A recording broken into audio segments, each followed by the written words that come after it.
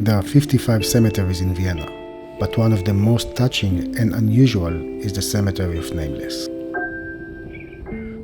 Located near the junction of the Danube Canal and the river Danube itself, the cemetery of Nameless is hidden even from the usual passers-by. The cemetery is used not to receive many visitors, especially since all of the 102 bodies were buried there before 1940. Most of the people buried here are the unidentified drowned victims which the river's current brought ashore.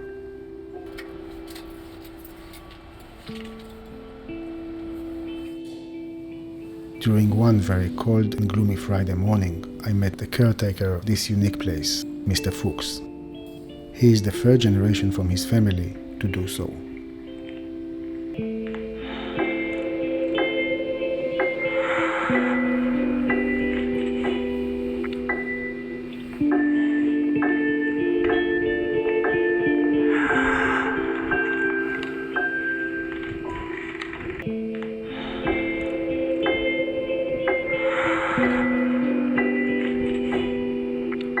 Der Friedhof der Namenlosen ist das erste Mal urkundlich erwähnt worden. The cemetery of the Nameless was first documented in 1840 and was originally located behind the chapel, says Mr. Fuchs.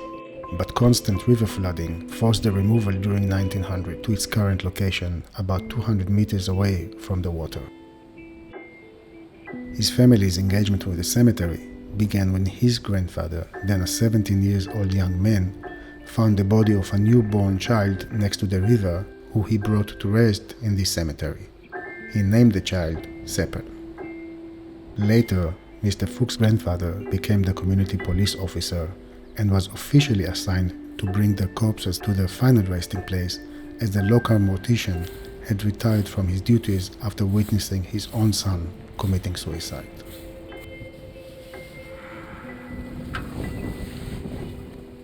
So ist dann entstanden, dass der Friedhof gepflegt wurde. My grandfather took care of the cemetery of the Nameless until 1996, says Mr. Fuchs. And one of his last wishes was that the family would continue to look after the place, as he didn't want the people buried there to be forgotten. Economic depression, desperation, and later the war drove many who are buried here to take their own lives.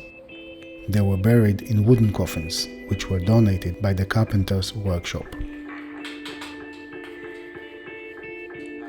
42 of them were eventually identified by family members, but the rest remained nameless, with only a simple black steel cross to commemorate their existence.